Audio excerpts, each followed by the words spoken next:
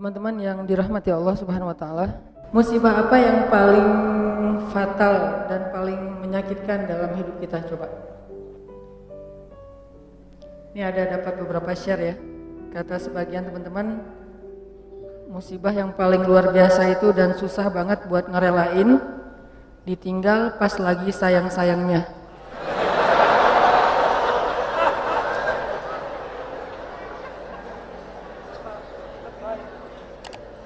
Saya tuh pas baca ini jadi mengenang lagi masa lalu,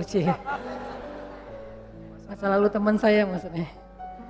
Atau ada juga yang bilang musibah paling besar yang susah direlain tuh harddisk ke format bersama kenangannya. Jadi tiba-tiba harddisknya error dan di dalamnya banyak foto-foto tentang masa lalu. Terus ada juga yang bilang ketika memasukkan uang 1.000 yang ternyata uang 100.000 ke kotak amal. Masa itu musibah? Ada juga yang bilang musibah yang susah kita rela itu adalah Ronaldo pindah ke Juventus.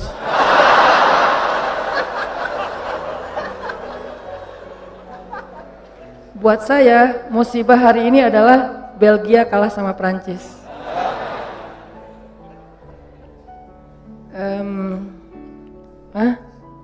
Ada yang bilang musibah itu adalah ketika sosok yang kita pilih gagal di pilgub.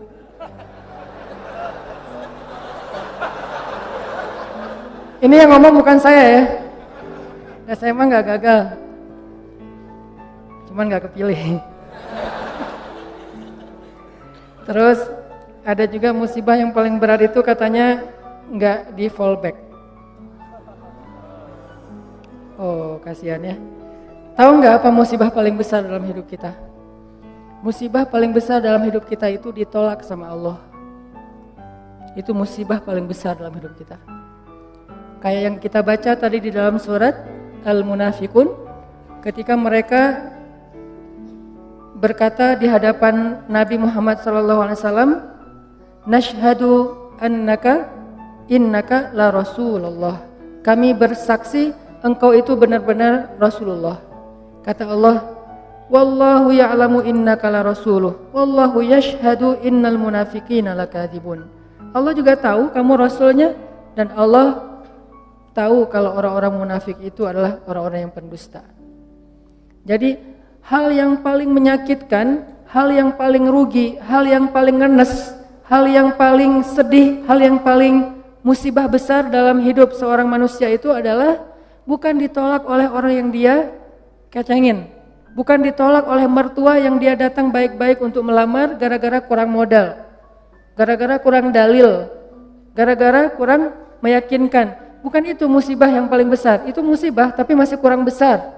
Apa yang paling besar? Ditolak oleh Allah Subhanahu wa taala. Karena siapapun yang mendapatkan Allah, maka dia mendapatkan semua kebaikan dunia. Dan siapa yang kehilangan Allah, maka dia kehilangan semua kebaikan dunia dan akhirat. Siapa yang mendapatkan Allah? Dalam tanda petik ya, arti mendapatkan Allah itu mendapatkan ridha Allah, dapat like dari Allah, dapat perhatian dari Allah. Siapa yang mendapatkan Allah, maka dia mendapatkan semua kebaikan dunia dan akhirat. Dan siapa yang kehilangan Allah, berarti dia kehilangan semua kebaikan di dunia dan akhirat. Inilah musibah yang paling besar, teman-teman. Kayak Allah berfirman di dalam Al-Baqarah yang saya sering ulang-ulang. Ketika ada orang yang bilang, "Wa minan nasi man yaqulu amanna billahi wa bil yaumil akhir." Di antara manusia ada yang mengatakan kami beriman kepada hari Allah dan hari akhir. Apa jawaban Allah? "Wa ma hum bimu'minin." Mereka bukan orang yang beriman. Atau di dalam akhir surat Al-Hujurat, ketika orang-orang munafik mengatakan mereka beriman, mereka masuk Islam, kata Allah, sesungguhnya Allah tahu apa yang ada di dalam hati mereka, apakah mereka benar-benar beriman atau tidak. Qalatil a'rabu amanna. Orang Arab Badui mengatakan kami beriman. Qul lam tu'minu walakin qulu aslamna.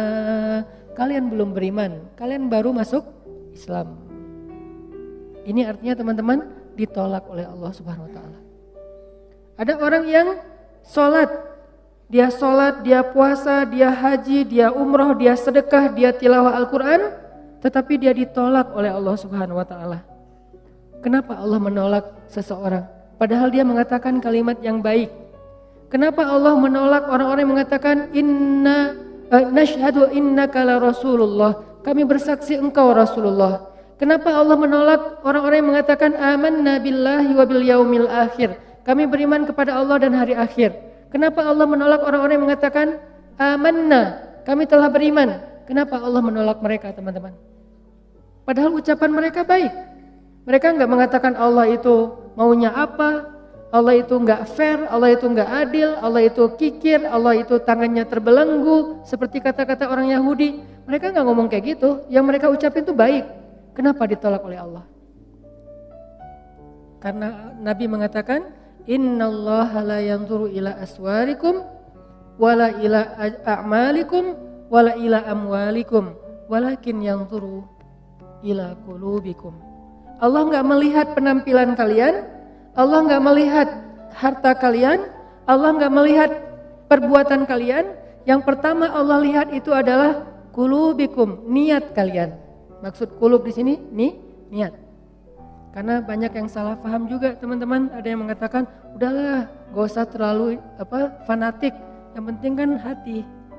Allah kan ngelihat hati. Maksud ngelihat hati ini bukan ngelihat organ yang bernama jantung. Yang maksud ngelihat hati ini bukan ngelihat apa yang kita rasain, bahagia, gak bahagia, bukan. Maksud walakin yanzur ila qulubikum ay yanzur ila niyatikum. Maksud melihat kepada hati itu adalah Allah melihat ke dalam niat kalian. Apakah kalian mengatakan itu dengan jujur bahwa kalian benar-benar beriman, atau itu hanya basa-basi? Apakah kalian mengatakan itu dengan jujur karena benar-benar yakin berserah diri kepada Allah, atau itu hanya modus supaya ditolong oleh Allah, kemudian besok kalian akan meninggalkan Allah setelah mendapatkan kebaikan itu? Allah Maha tahu. Sehingga Allah mengatakan di surat Al-Mulk, wa asirru qaulakum aw ijharu bih innahu alimun bidzatis sudur. Kalian rahasiakan atau kalian tampakkan apa yang ada di dalam hati kalian, innahu alimun bidzatis sudur. Allah tahu banget apa yang ada di dalam dada kalian. Buat Allah, bisikan hati kita sejelas teriakan lisan kita. Gak ada bedanya. Kita teriak pakai mic, kita katakan bohong, saya nggak percaya sama Allah. Lalu kita teriakkan dengan hati, kita berbisik dengan hati, dengan sepelan mungkin, saya nggak percaya sama Allah. Itu suara hati dan suara mulut kita, lisan kita di sisi Allah sama, nggak ada bedanya.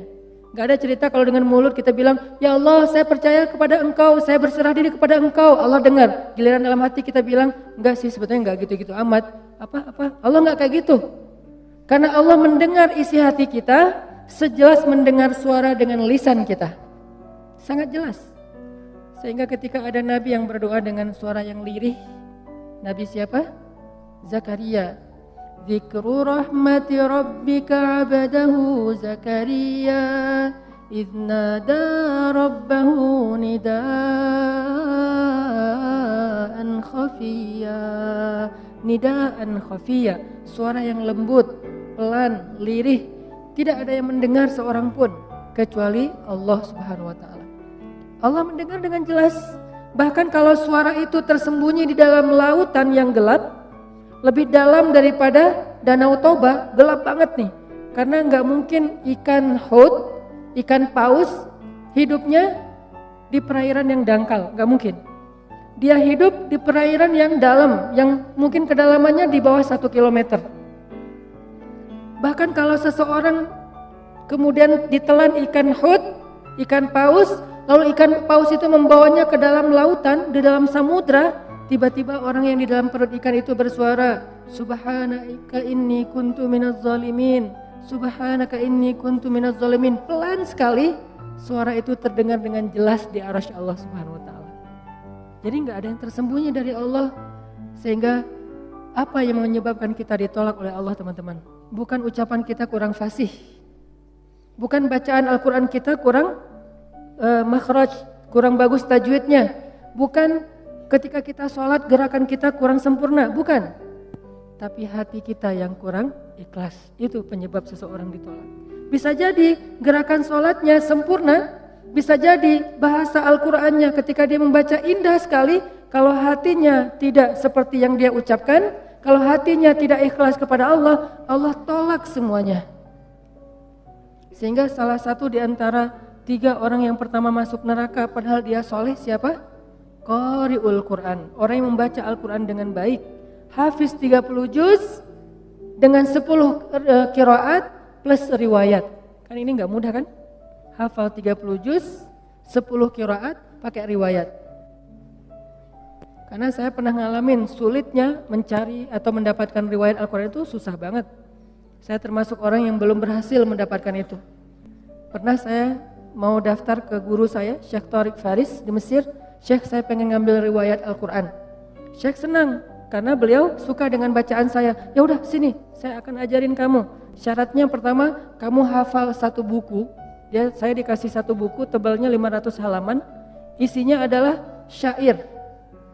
Kurang lebih 500 halaman, isinya syair. Dan syair itu berbunyi tentang cara baca Al-Quran. Huruf ini ketemu huruf ini, dibaca begini. Ayat ini wakafnya di sini, Nabi dulu wakafnya di sini, ini bacanya dengan riwayat ini begini, riwayat itu begitu dan seterusnya. Tapi bentuknya syair, bahasa Arabnya matan. Syair 500 halaman kurang lebih disuruh hafal. Dikasih. Ternyata kita satu geng, saya beberapa teman-teman termasuk ada anak Mesir. Seminggu kemudian diuji sama Syekh. Ketika seminggu setelah itu kita datang ke Syekh, tiba-tiba anak Mesir teman saya, dia bilang, Syekh, saya sudah hafal syair itu. Buku tebal, dia hafal seminggu. Terus dites sama Syekh saya, lancar. Terus Syekh saya tanya ke saya, Hanan gimana? Syekh, daftar isi juga belum? Daftar isinya aja belum kehafal, dia udah hafal 1 buku. Saking susahnya mendapatkan riwayat Al-Quran. Jadi kalau ada orang yang hafiz Al-Quran pakai riwayat, itu keren banget tuh.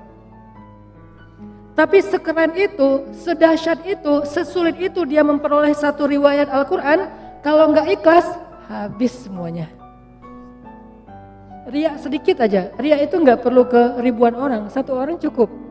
Karena riya itu kan nggak harus, saya riyanya cuma 1 orang doang kok, masa hilang sih? Enggak, 1 orang aja kalau kita riya, habis. Apalagi riyanya kepada ribuan orang.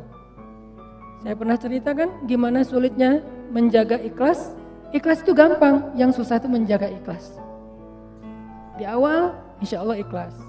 Gak mungkin juga kita di awal pengen riya, kan gak mungkin ya.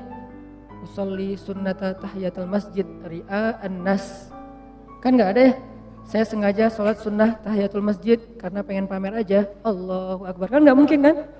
Gak ada di antara kita yang sengaja beramal karena pengen riya. Kita gak di level itu, insya Allah itu bukan level kita. Kita 1 level di atasnya. Di awal ikhlas.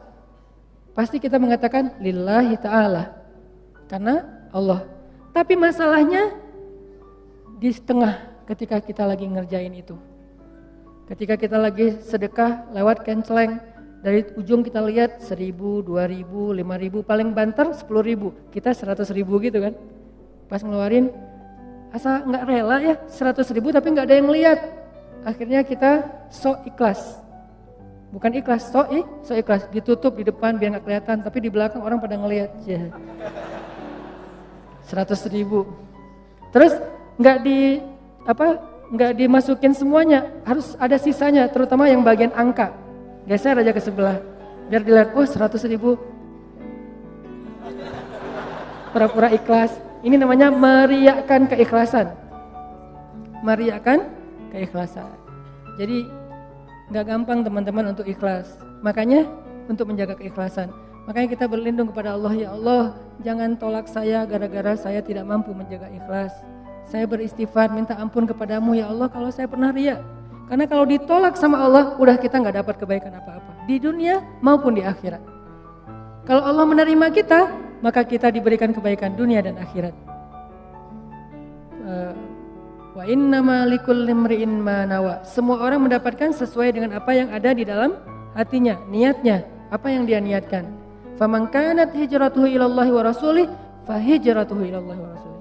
Kalau Allah menerima kita, kita minta apa aja Allah kasih. Tapi kalau Allah menolak kita, kita mau jungkir balik di Raudhah malam Jumat, bulan Ramadan, pas lagi Lailatul Qadar, gak akan diterima oleh Allah. Kenapa? Udah ditolak. Makanya musibah paling besar itu teman-teman ditolak oleh Allah. Dan Allah menolak kita bukan karena melihat perbuatan kita yang kurang sempurna, amal soleh kita yang tidak terlalu ideal, tapi karena Allah melihat hati kita yang cacat. Cacatnya itu bukan amalannya, tetapi perasaannya, hatinya, niatnya. Kan ada tuh cerita tentang 3 orang yang lagi touring, kemudian terjadi badai, akhirnya mereka berlindung di dalam sebuah gua kan.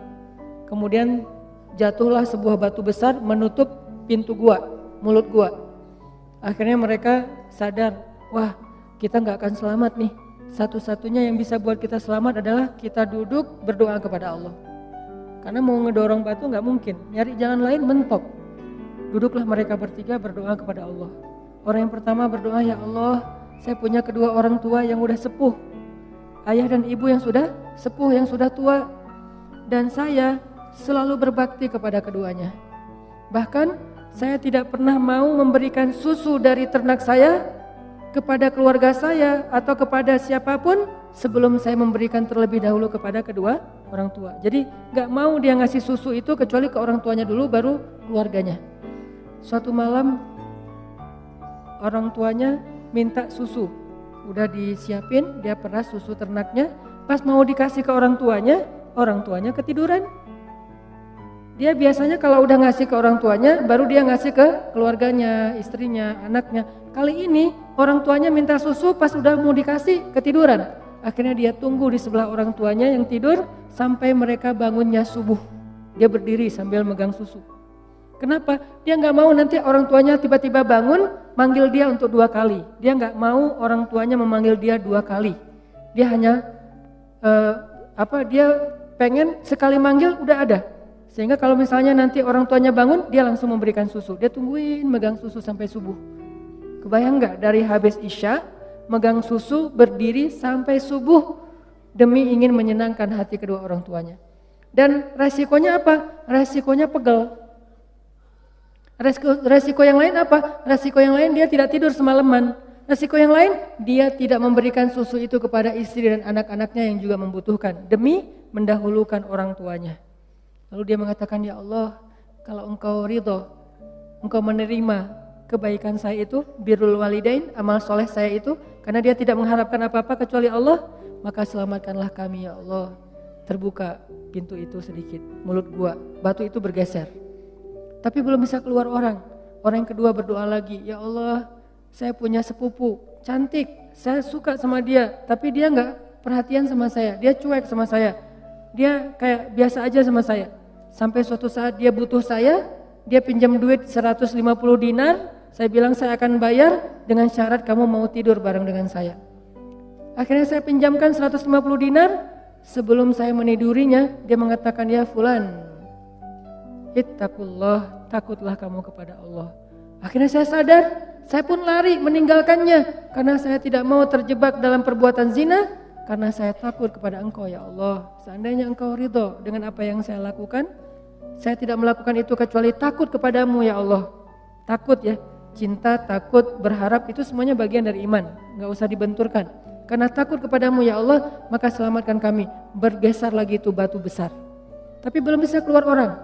Yang ketiga berdoa, ya Allah, saya punya pekerja, saya punya pegawai yang suatu saat pulang ke rumahnya, pulang ke kampungnya, belum mengambil gaji. Lalu gaji itu saya kembangkan, saya berdayakan sampai bisa membeli ternak yang banyak, memenuhi lembah, onta, kemudian domba, dan segala macam. Tiba-tiba dia datang, Tuhan saya pengen mengambil gaji saya katakan gaji kamu itu semuanya. Tuhan jangan bercanda, gaji saya nggak sebanyak itu. Ya memang, tapi sudah saya kembangkan menjadi berkah dan berkembang. maka itulah semua hasilnya. Lalu dia mengambil semua ternak-ternak itu dan tidak menyisakan satupun untuk saya. Kalau engkau ridho ya Allah, selamatkan kami. Bergeser lagi batu itu dan mereka bisa keluar. Ini kalau Allah menerima kita, teman-teman. Wa man yattaqillaha yaj'al lahu makhraja. Siapa yang taat kepada Allah, siapa yang bertakwa kepada Allah, siapa yang ikhlas kepada Allah. Karena salah satu makna takwa itu ikhlas. Kan Nabi bilang at-taqwa hahuna kan? Takwa itu di sini, bukan di sini. Takwa itu bukan di sini, bukan di sini, bukan di pakaian, takwa itu di sini. Ada orang yang pakaiannya menarik, ada orang yang tutup kepalanya menarik, ada orang yang ucapannya fasih dan menarik. Sehingga kata Allah di surat Al-Munafikun, kalau kalian melihat penampilan mereka kalian akan takjub. Kalau kalian mendengar ucapan mereka kalian pasti akan mengikutinya. Apa maksudnya? Penampilannya meyakinkan sekali sebagai orang solih. Terlihat sekali aura orang yang taat kepada Allah. Penampilannya tuh udah syar'i banget. Kalau dia seorang laki-laki, penampilannya terkesan orang yang paling banyak ilmu. Kalau dia seorang perempuan, penampilannya terkesan orang yang sangat menjaga diri, tertutup rapat auratnya.